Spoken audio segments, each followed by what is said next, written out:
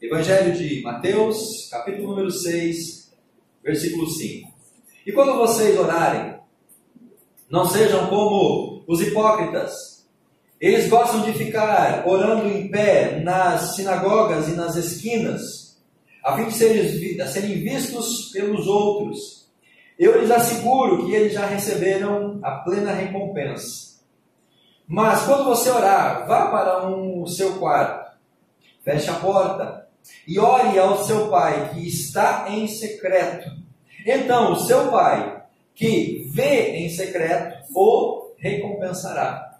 E quando orarem, não fiquem sempre repetindo as mesmas coisas, ou a mesma coisa, como fazem os pagãos. Eles pensam que, por muito falarem, serão ouvidos. Não sejam iguais a eles, porque eu, o seu Pai, sabe do que vocês precisam, antes mesmo de o pedirem. Vocês orem assim: Pai nosso que estás no céu, santificado seja o teu nome, venha o teu reino, seja feita a tua vontade, assim na terra como no céu. Dá-nos hoje o pão nosso de cada dia, perdoa as nossas dívidas, assim como perdoamos os nossos devedores, e não nos deixes cair em tentação, mas nos livras do mal, porque teu é o reino, o poder e a glória para sempre. Amém. Amém, queridos? Vida de oração focada em Jesus. Os irmãos percebem que nós estamos trabalhando um tema desde o domingo retrasado. Falamos sobre a necessidade de uma vida focada em Jesus. Romanos capítulo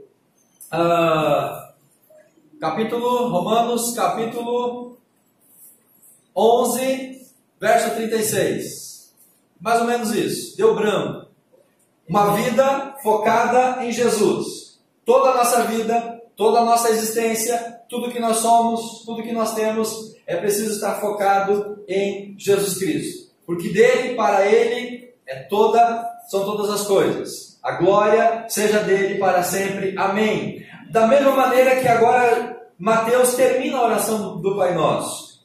Teu é o reino, teu é o poder, tu é a glória para sempre. Amém. Vida focada em Jesus. Domingo passado, está mais fresco na cabeça. Hebreus, capítulo número 12, versículo número 2. A necessidade de uma vida espiritual focada em Jesus. Uma vida espiritual alimentada por Jesus. Uma vida espiritual fundamentada em Jesus. Ele é o autor e ele é o consumador da nossa fé. Manter os olhos fixos em Jesus Cristo. Então, a nossa vida toda tem que estar focada em Jesus. A nossa vida espiritual tem que estar focada em Jesus. E hoje à noite nós vamos aprender sobre a necessidade de uma vida de oração focada em Jesus Cristo. Amém? Nos evangelhos existem algumas referências que Jesus estava orando. 15 referências no total. Dessas 15, 11 se encontram em Lucas. E por que 11 das 15 referências que mostram Jesus orando está em Lucas? Porque Lucas é o autor, o evangelista que mais destaca o aspecto humano de Jesus. Lucas destaca a humanidade de Cristo. E Lucas destaca então 11 vezes, ele registra Jesus em oração. Por quê, meus irmãos? Porque Lucas está dizendo que, embora Jesus fosse Deus, ele também era 100% homem. E se o Jesus homem demonstra a necessidade de oração, quanto mais eu e você, quanto mais nós precisamos também orar.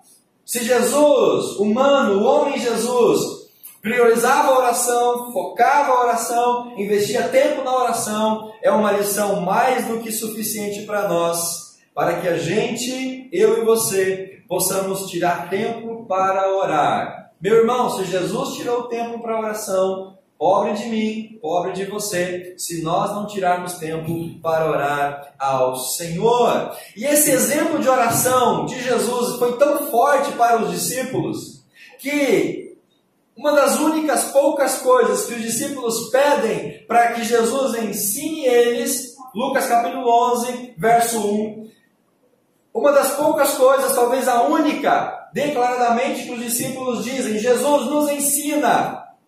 Não foi orar, não foi pregar, não foi curar, não foi fazer qualquer outra coisa. Eles pedem para que Jesus lhes ensine a orar. Lucas, você pode conferir, capítulo 11, versículo número 1. Diz o texto: certo dia, Jesus estava orando em determinado lugar. Tendo terminado, um dos discípulos disse: Senhor, ensina-nos a orar, assim como João ensinou os discípulos dele a orar. Os discípulos tinham a sensibilidade, meus irmãos, que a oração era importante. Mas não somente a oração ser importante, orar da maneira certa, orar da maneira adequada. E é por isso então que eles pedem: Jesus, nos ensina a orar. Nós queremos orar da maneira certa. Jesus atende o pedido deles, aqui em Mateus, ensinando eles uma oração modelo. O Pai Nosso é conhecido como uma oração modelo. Por que a oração modelo? Porque ela traz em si todos os ingredientes, as perspectivas da essência de uma relação com Deus. Não é a oração modelo para que a gente repita essa oração todas as vezes que formos orar. Porque se nós formos repetir o Pai Nosso toda vez que formos orar, nós já estamos descumprindo o ensino de Jesus. Porque ele disse, aqui no versículo número 7 do Mateus capítulo 6, quando vocês orarem, não fiquem repetindo, é isso que diz na sua Bíblia, não fiquem repetindo a mesma coisa. Então, por que o Pai Nosso é uma oração modelo? Mantenha a sua Bíblia aberta no texto, que eu quero apenas dar essa informação para você. Não vou poder deter muito tempo aqui, mas é preciso entender essa importância do Pai Nosso como essa oração modelo.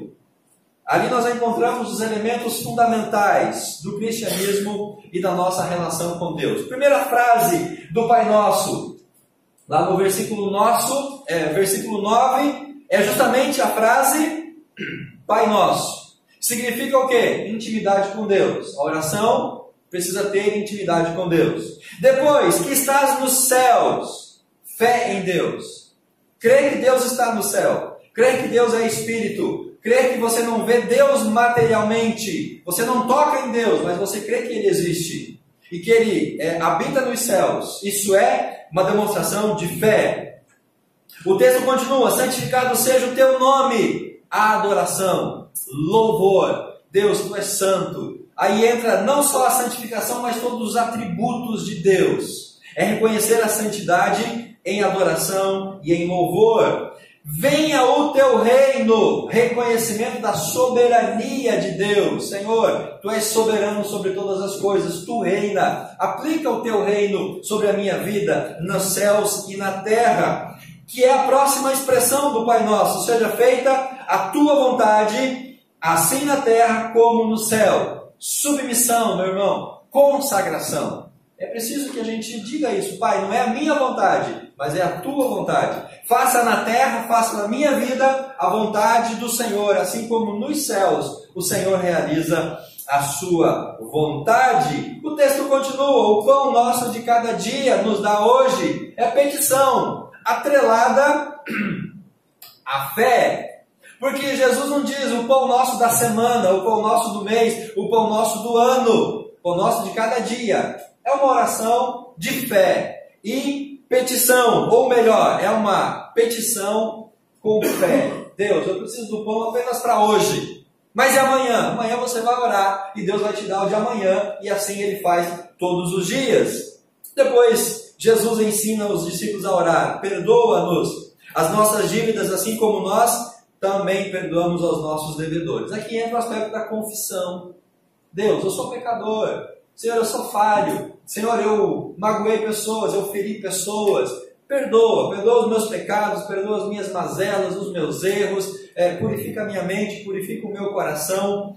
Jesus ensina a confessar os nossos pecados. E aí ele diz assim: não nos deixes cair em tentação. Aqui entra mais um aspecto de petição, a petição pelo livramento, para que a gente não seja tocado pelo inimigo, para que Satanás não tenha poder sobre as nossas vidas. E ele termina complementando essa ideia da petição e livramento, sendo mais específico, dizendo: mas livra-nos do mal. Amém. Por isso, meus irmãos, que o Pai Nosso é modelo, porque ele traz os elementos essenciais de uma relação de intimidade com Deus. Repito para os irmãos: intimidade com Deus, fé em Deus, adoração, louvor, reconhecimento da soberania, submissão, consagração, petição, confissão e livramento. Amém? Toda vez que nós formos orar a Deus, se nós incluirmos esses elementos, nós estamos seguindo a oração modelo. Não precisa necessariamente você repetir o Pai Nosso. Quando nós oramos focado em Jesus, nós estamos atribuindo a Deus a glória, a autoridade e todo o poder. Quando nós focamos Jesus com as nossas orações, nós estamos dizendo: Deus, obrigado pelas bênçãos, Tu és Senhor sobre os céus, Tu és Senhor sobre a terra, o Senhor governa sobre todas as coisas. Eu te agradeço porque o Senhor tem me abençoado, o Senhor tem respondido as minhas orações, e eu quero demonstrar, através da minha oração, o quanto o Senhor tem sido amoroso e cuidadoso para com a minha vida. Mas, meus irmãos, algumas das nossas orações, e queira Deus que sejam apenas algumas orações nossas, elas são focadas não em Jesus Cristo, porque parece estranho, oração focada em Jesus. Qual a oração que não é focada em Jesus? Muitas orações. Por exemplo, as nossas necessidades pessoais, nossas necessidades pontuais. Muitas vezes nós oramos não focando a glória de Jesus Cristo, não a presença de Jesus Cristo, mas nós oramos focando nossas necessidades pessoais e pontuais. Qual que é o propósito dessa oração? Deus, aqui está a minha lista de necessidade. Senhor, a minha lista de demandas. Responde cada uma delas. É uma oração, meus irmãos, que não está voltada para a intimidade, estar na presença de Jesus. Aquele termo do fast food é coisa rápida. Deus, eu estou aqui, as minhas necessidades, cumpre todas elas, amém, agora eu vou seguir a minha vida. Quando essa oração é feita dessa maneira, meus irmãos, ela não foca Jesus. Porque a gente está preocupado com as nossas necessidades, com as nossas demandas. Deus resolve os nossos problemas. Senhor, faça aquilo que só o Senhor pode fazer na minha vida. E a gente esquece de colocar diante dele a sua vontade, a sua graça, a sua glória, o seu poder. Quando a gente foca a nossa oração em Jesus, irmãos, não estamos preocupados com demandas e necessidades. Nós não estamos preocupados com todas as nossas problemáticas. Nós queremos estar em comunhão com Jesus. Nós queremos estar na presença de Jesus. É isso que mais importa.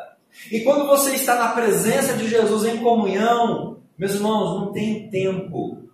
O problema dessa oração focada nas necessidades pessoais e pontuais, que a maioria delas é muito rápida, ela é muito objetiva, ela é muito rasa, ela não é uma oração profunda, ela não gera intimidade, ela não traz quebrantamento, ela não proporciona entrega. A gente se torna consumidor da fé para que Jesus resolva os nossos problemas. Quando a gente busca orar focado em Jesus, meus irmãos, não falta assunto para conversar com Jesus. Se a gente apresenta uma lista de necessidades para Cristo, logo termina os assuntos.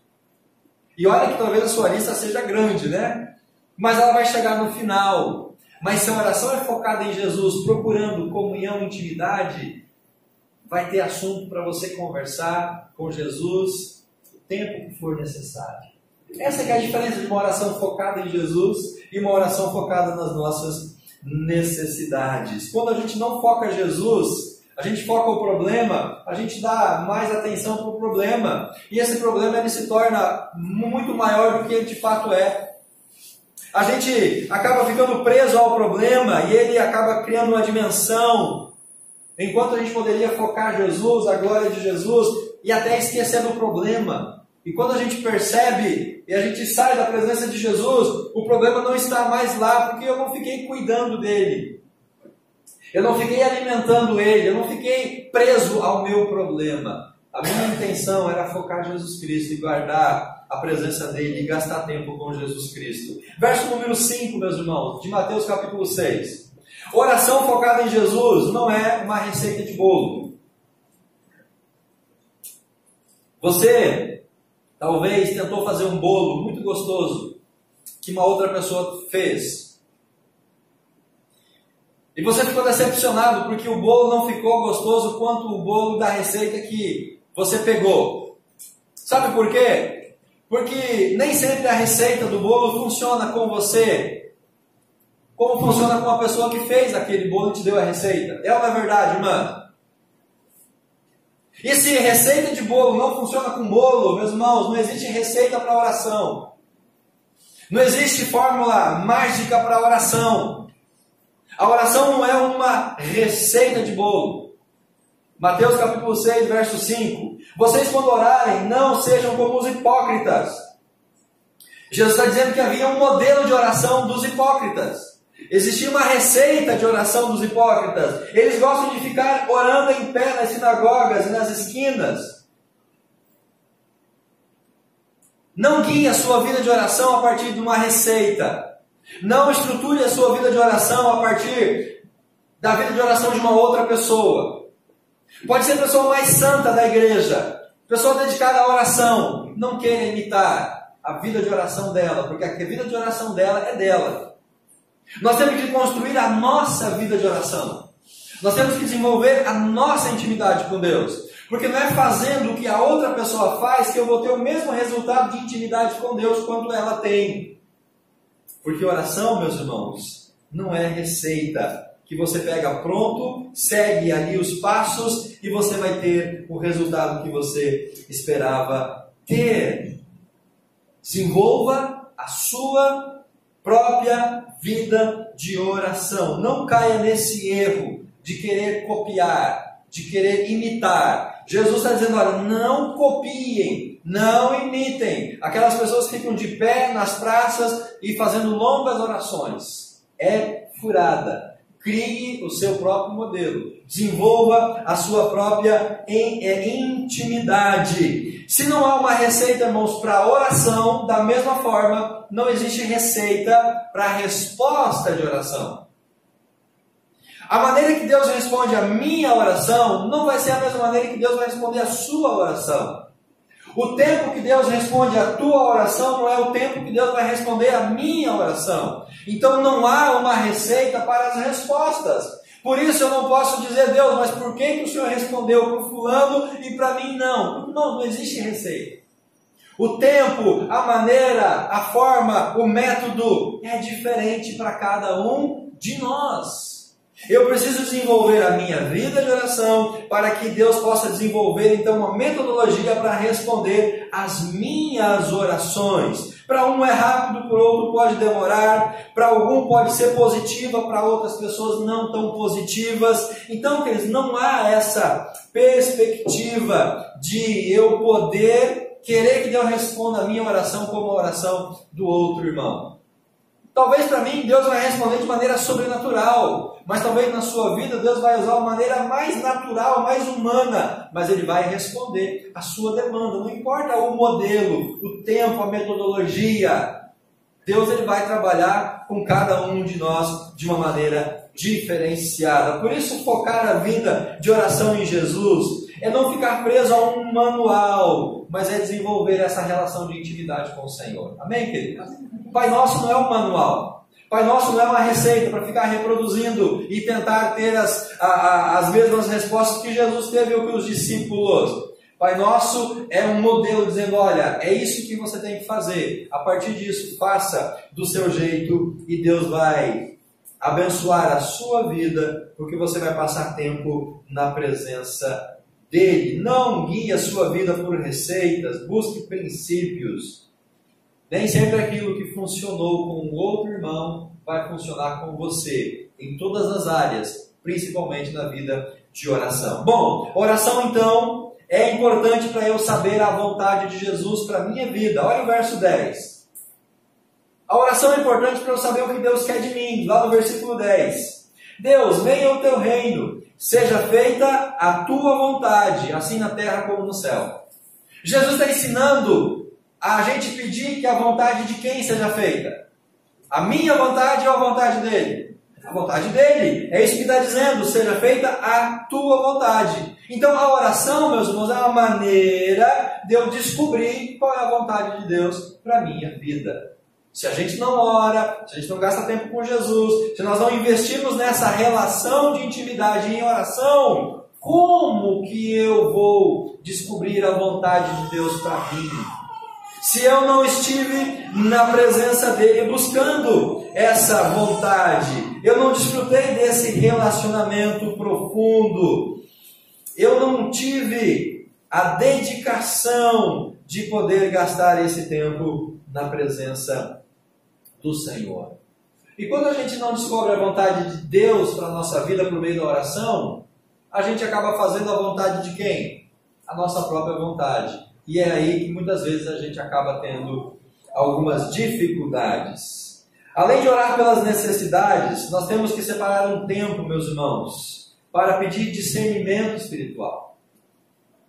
Além de colocar nossa lista diante do altar do Senhor, além de fazer muito mais, nós temos que pedir para Deus trazer discernimento espiritual. Para que Deus abra o nosso entendimento. Porque muitas vezes nós vamos estar diante de uma situação e nós não vamos ver uma saída para aquela situação. E é até mesmo nisso que a vontade de Deus, ela vai se cumprir em nós. Porque quando a gente não vê uma saída diante de um problema, Deus ele pode trazer a saída que a gente não estava vendo. Porque a vontade dele está sendo feita. Deus pode proporcionar ainda uma outra opção que a gente nem havia cogitado. Lembra de Moisés? Diante do Mar Vermelho, encurralado. Diante dele o mar, dos lados montanhas de pedras e atrás o exército de Faraó. E agora, Deus, o que fazer? Não tem saída. Mas Deus deixou Moisés sem saída, meus irmãos? Não, Deus criou uma saída. Espiritualmente, e a oração, ela funciona dessa maneira. A oração é a forma com que eu vou colocar a vontade de Deus acima da minha vontade. E ao fazer isso, Deus vai dar a melhor solução, Deus vai dar a melhor resposta, Deus vai mostrar o melhor caminho, Deus vai fazer, meus irmãos, aquilo que a gente não estava percebendo na nossa vida. Evangelho de João, capítulo número 8, versículo 4 e versículo número 5, a palavra de Deus, ela diz assim: Mestre, está aqui uma mulher que foi surpreendida em adultério. Na lei, Moisés nos ordena apedrejar tais mulheres. O Senhor o que diz? Lembram da passagem de Jesus, que foi colocado diante dele a mulher adúltera? E aí perguntaram para Jesus, olha, ela tem que ser apedrejada porque ela foi pega em adultério. E aí o que o Senhor diz? Qual que era a saída que Jesus tinha ali, meus irmãos? Orar. Por que ele ficou riscando na terra lá? Porque ele estava orando. Entre aspas, ele estava ganhando tempo. Ele foi colocado diante de uma situação de imediato. Ele sabia, era Deus, mas ele foi pego ali de surpresa. E agora, o que eu vou responder para esse povo? Se eu mandar apedrejar, o povo vai me crucificar. Se eu liberar ela, eu vou estar sendo acusado de infringir a lei de Moisés. Então ele ficou ali orando. Ficou orando. E aí Deus então deu a solução. Deus trouxe uma resposta que convenceu e que fez com que aquelas pessoas desistissem de apedrejar aquela mulher. Meus irmãos, a oração é uma maneira de descobrir a vontade de Jesus na nossa vida. Amém? Seguindo em frente, verso 13. Precisamos orar focado em Jesus para cooperar com Jesus. Verso 13 de Mateus, capítulo número 6. Vocês estão comigo aí, estão acompanhando, né? Mateus 6,13. Cooperar com Jesus, porque teu é o reino, o poder e a glória para sempre. Pergunta aos irmãos, de quem é o reino? De quem é o poder? De quem é a glória? De Jesus. Então o que nós temos que fazer como discípulos? Cooperar com Jesus naquilo que Ele está fazendo. Já dizia o Rick Warren no seu livro Uma Igreja com Propósito, a gente não tem que criar ondas. Nós temos que descobrir qual que é a onda que Deus está fazendo e apenas surfar nessa onda. Nós temos que descobrir aonde Deus está agindo e nos unir a Deus naquilo que Ele já está fazendo. Isso é, meus irmãos, cooperar com Deus. É perceber aonde Deus está se manifestando e aí dizer: Deus, precisa da minha colaboração? Eu posso ajudar o Senhor em alguma coisa nesse sentido? O reino é dele, o poder é dele e a glória é dele. O que a gente pode fazer não é dividir o reino, não é dividir a glória, não é dividir o poder, nem usurpar, mas é cooperar, é nos colocar à disposição do Senhor. Deus está trabalhando no mundo. Deus está salvando vidas. Deus está perdoando pecadores. Aonde Ele está fazendo isso? É preciso abrir a nossa mente espiritual para descobrir aonde Deus está fazendo e aí nos colocar como instrumento para ser bênção naquilo que Deus está fazendo. É preciso ter clareza aonde Ele está trabalhando, o que Ele está fazendo e nos unir para cooperar com aquilo que o Senhor está fazendo. Amados, não queiramos nós disputar com Deus. Não queiramos nós competir contra Deus. Nós temos que nos unir àquilo que Ele está fazendo. Nós temos que nos juntar a Ele. É Ele quem faz. Sem Ele nada nós podemos fazer. Jesus disse isso em João capítulo 15. Nosso papel é apenas nos unir ao trabalho de Jesus. Aquilo que Ele está fazendo no mundo, ver como Ele está fazendo, aonde Ele está operando e cooperar com a sua obra. Amados, se a gente não atrapalhar o que Deus está fazendo, já é bênção, amém? Se a gente não atrapalhar aquilo que Deus está realizando na vida das pessoas, já é bênção. Mas se nós nos unirmos, aquilo que Ele está fazendo vai ser uma bênção ainda maior. Então a gente tem que orar assim: Senhor, como que eu posso cooperar contigo hoje? Deus, de que maneira eu posso cooperar com aquilo que o Senhor está fazendo hoje? Os irmãos acompanham a situação lá de Brumadinho, aquela tragédia. Quantas coisas a igreja, os discípulos, os servos de Jesus puderam ajudar, cooperar para atender às necessidades daquelas pessoas. Você deve ter visto N matérias no jornal de como as pessoas se colocaram para auxiliar. Talvez a matéria mais significativa seja a iniciativa da Convenção Batista Mineira, que vendo os bombeiros com a roupa suja, compraram máquina de lavar e colocaram lá à disposição para lavar, secar a roupa daqueles homens, para que quando eles voltassem para o trabalho, eles botassem uma roupa limpa, seca e cheirosa. A igreja fez isso lá em Minas. O que é isso, meus irmãos? É perceber. Deus estava agindo naquele momento. A igreja apenas teve a percepção e colaborou com o agir de Deus. Nós temos que ter essa percepção espiritual. Deus, eu quero te ajudar. Eu quero estar cooperando com o Senhor. Revela a minha mente, abre o meu coração. Cooperar com Jesus é entender de que Ele pode nos enviar a alguma missão. E se Deus nos mandar para uma missão, meus irmãos, nós temos que entender que cooperar com Ele é ter a percepção de que Ele já chegou lá antes de mim. Deus já estava lá naquela tragédia toda antes de chegar o primeiro bombeiro, o primeiro salva-vida. Quando Deus mandar a gente para uma missão, ao chegar lá, nós temos que ter essa plena consciência, Deus já está lá. Por isso que eu vou ajudar Deus. Eu não chego num lugar e aí eu peço: Deus, venha o Senhor me ajudar. Mas não é Deus que nos ajuda. É a gente que colabora com aquilo que o Senhor está fazendo. Antes de ajudar alguém, Jesus já identificou a necessidade daquela pessoa. Se você levar uma cesta básica, tiver esse desejo no coração, Deus já sabia que a pessoa tinha fome e você está sendo tocado para levar uma cesta básica. Se você está sendo tocado para levar uma muda de roupa, Deus já sabia que a pessoa não tinha roupa e tocou no teu coração para levar roupa e não comida. Entendem, meus irmãos? Quando Ele nos manda uma missão, é porque Ele já chegou na frente e nós vamos cooperar com Ele. Antes de testemunhar para alguém, Jesus já preparou o coração daquela pessoa. Sabe quando você sente aquele desejo no coração? Eu preciso falar de Jesus para aquela pessoa. Eu preciso compartilhar o testemunho com aquela pessoa, falar da graça de Deus.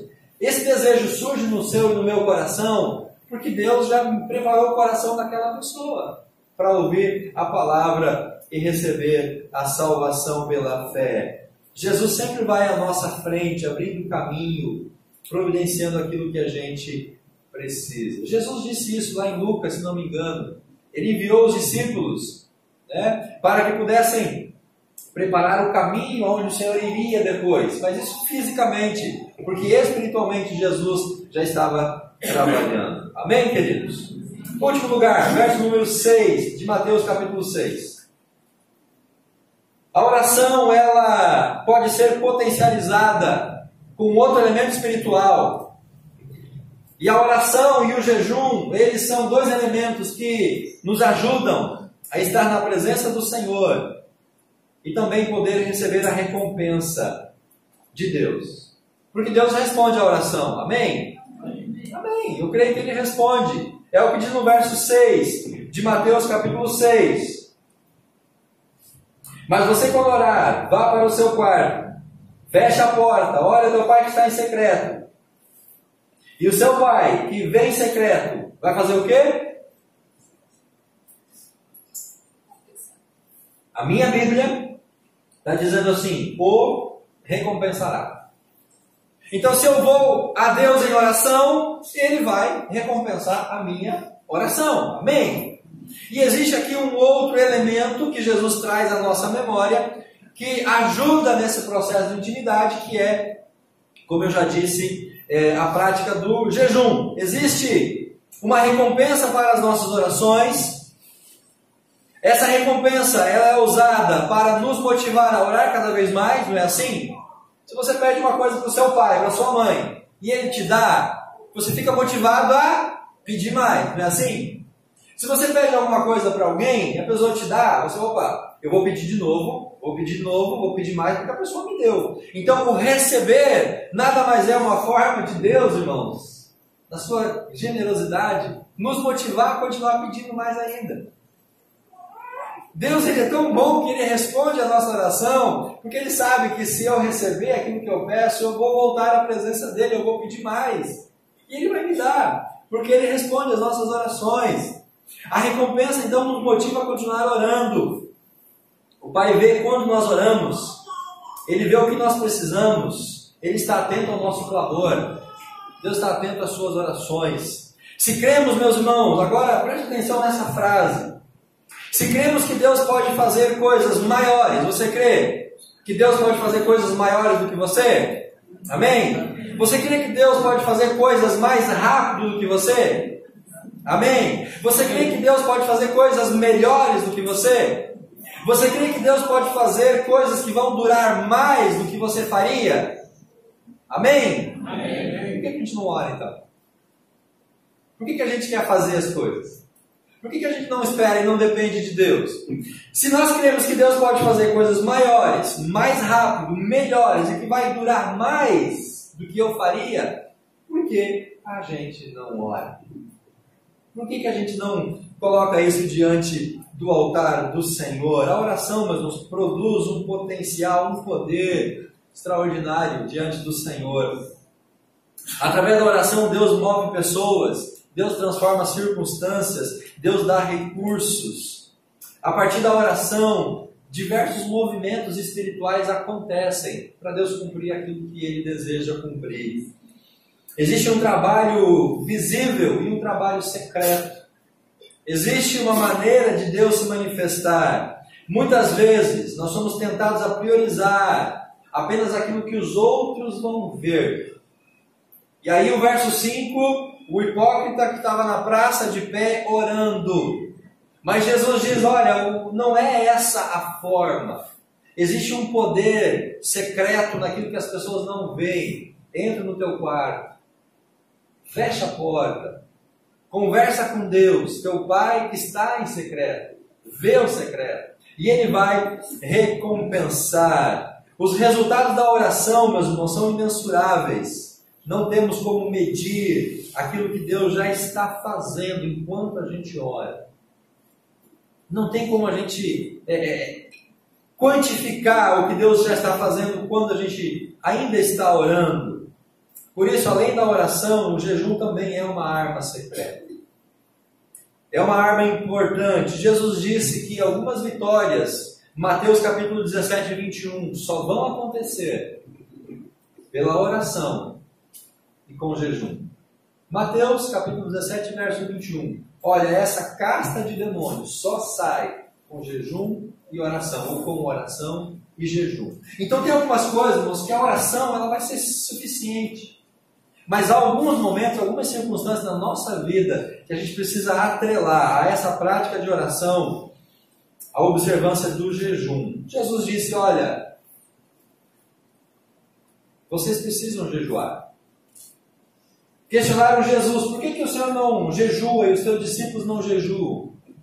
Jesus fala assim, olha, enquanto o noivo está presente, os convidados têm que se alegrar, têm que festejar. Mas no dia que o noivo for retirado, aí sim eles vão se consagrar. O noivo é o próprio Jesus. Então, enquanto Jesus estava aqui nesse mundo, ele disse para os discípulos, aproveitem a minha presença, se alegrem, celebrem, mas depois que eu for para o céu, vocês possam observar uma vida de consagração, de jejum e de oração.